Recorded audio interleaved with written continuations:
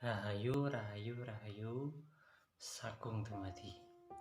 Hari ini saya akan membahas tentang pertanyaan yang sering memang kita lontarkan ya. Kenapa sih saya ini sering mengamalkan, sering ritual, sering berguru sana sini, bahkan ijazahan, tetapi kok tidak ada efek, tidak ada hasil, tidak seperti yang lain. Yang lain kadang sudah bisa ini, bisa itu, dan saya pun iri dengan itu. Ini pertanyaan yang sering disampaikan para teman-teman kepada saya. Kenapa sih mas, Saman masih muda, bisa, saya ini sudah kemana-mana tapi kok saya nggak bisa. Kadang saya ke tempat keramat, angker dan sebagainya, tetapi kok saya nggak merasakan apa-apa, sedangkan teman-teman saya ini kok merasakan sesuatu hal gaib, sesuatu hal yang di luar nalar. Saya kok tidak ya. Ini memang sering kali ditanyakan pada teman-teman kepada saya. Memang seperti itu adanya. Ada orang yang memang berbakat berbakat dari lahir. Ada orang yang harus mengasahnya dulu, seperti itu. Nah, kadang-kadang ketika orang itu mengasah tidak telaten, itu mereka menganggap bahwa hal-hal seperti itu tidak ada dan tidak dipercaya. Makanya seperti ini, kenapa sih ada orang yang cepat merasakan hal-hal petunjuk-petunjuk seperti itu atau mempelajari ilmu-ilmu gaib itu, kenapa kok ada yang sulit? Kenapa? Nah, ini ada 3 faktor bahwa orang ini gampang sekali untuk menerima frekuensi-frekuensi di ilmu gaib atau ilmu-ilmu yang mengandung unsur tidak kasat mata itu ya. Apa unsurnya? Nah, ceritanya seperti ini. Orang itu ada yang namanya darah biru. Darah biru ini adalah darah turunan atau darah dari, bukan darah bangsawan ya, bukan, tapi ini darah turunan keilmuan dari leluhurnya. Memang leluhur dulu sebagian ini yang mempunyai pangertian keilmuan ini tirakat untuk anak cucunya, biar anak cucunya ini menjadi satrio sing pinunjul, satrio sing istilahnya mempunyai budi luhur dan pangertian pemahaman keilmuan, itu ditirakati, bahkan sampai dipuasai, sampai beliau bertapa untuk anak cucunya. Nah, anak cucunya yang mendapat warisan ini mendapatkan panenan dari leluhurnya. Nah, itu makanya itu mempermudah kita untuk belajar ketika kita mempunyai aliran darah biru. Itu pun banyak sekali orang-orang yang seperti itu. Kadang belajarnya wis ala kadung, tirakate wis gak wati tirakan mangles, tapi hasilnya luar biasa. Ada nono sing tirakat mempengi jauh-jauhan berguru ke sana ke sini tidak ada hasil. Lah, ini ada faktornya gitu loh.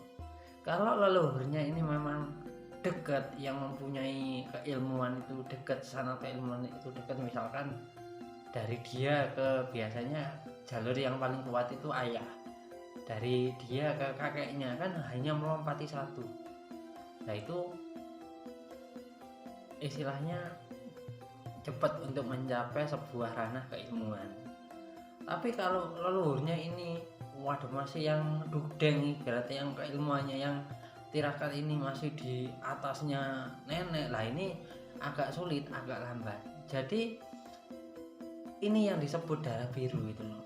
Tapi kalau leluhurnya ini kadang-kadang kakeknya ya tirakat, bapaknya tirakat, lah turun ke dia, ini malah lebih cepat lagi. Makanya ada orang yang cepat mempelajari, cepat menyerap itu, ada orang yang faktornya istilahnya lambat.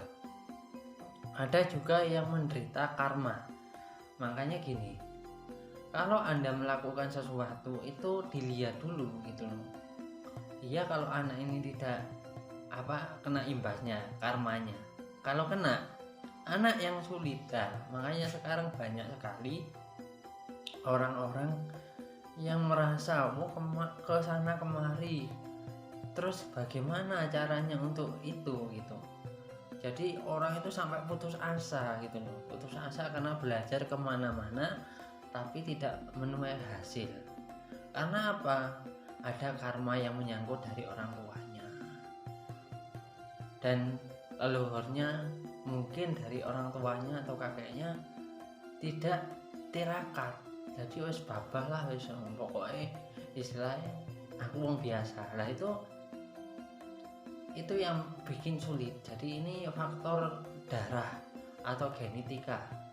Nah, genetika yang muncul atau faktor darah biru ini biasanya ditandai dengan sosok yang mendampingi dia. Nah, ini sosok ini bukan khodam, tapi energi leluhur yang manjing di dirinya. Ini bisa membentuk suatu hewan atau sosok leluhurnya sendiri, atau bisa senjata goib atau apa. Ini pasti ada modal seperti itu. Jadi itu adalah gambaran filosofi yang dimana bisa ditangkap dengan orang-orang yang tertentu yang mempelajari energi. Nah, orang-orang yang tidak mempelajari energi ya tidak bisa untuk menangkap frekuensi tersebut gitu loh. Makanya gini, teman-teman yang tidak merasakan hasil kesana kemari, ini dilihat dulu gitu, dilihat dulu.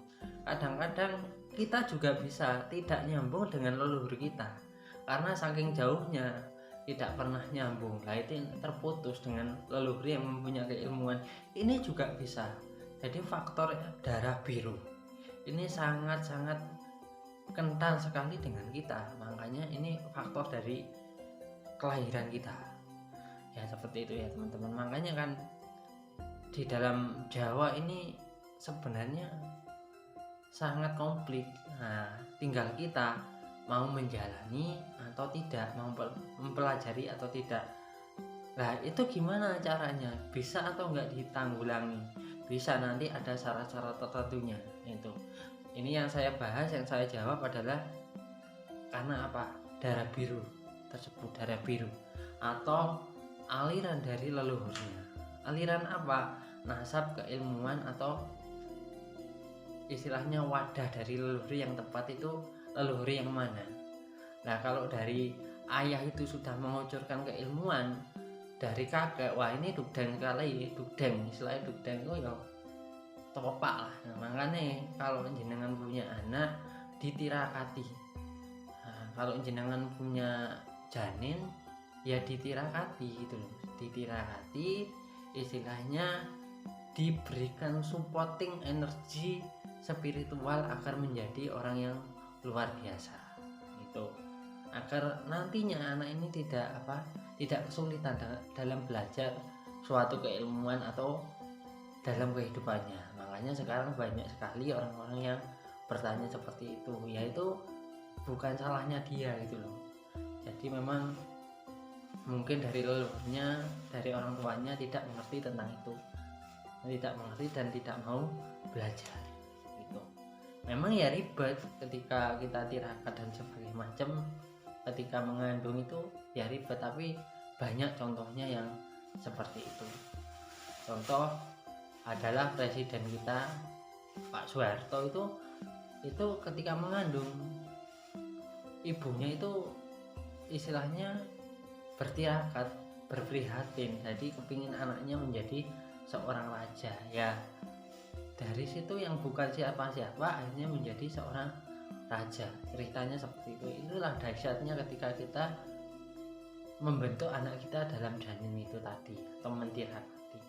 Makanya inilah faktor, saya menjawab faktor ketika Anda berguru kemana-mana tapi kok nggak ada hasil. Nah, itu faktornya adalah seperti itu. Kadang-kadang kalau wadahnya sudah besar, gurunya ini yang tadinya misalkan istilahnya joko mantra di Google itu dia bisa menguasai lebih dari gurunya, bahkan gurunya sampai heran pengennya nipu tapi dia bisa gitu loh. Itu ada kejadian-kejadian seperti itu ada. Jadi teman-teman banyak yang kejadian seperti itu karena apa ya, darah biru tadi, darah biru ini yang mengalir dalam diri kita itu dari doa, dari nasab keilmuan leluhur kita. Semakin dekat nasabnya dari bapak, kakek, semakin ampuh, semakin banyak leluhur kita yang mengerti tentang itu, ya semakin ampuh. Tapi ada satu lagi yang menghalangi itu adalah sandungan karma dan pemikiran dan keyakinan. Oke, sekian dari saya. Tetap support channel ini, semoga ini bermanfaat.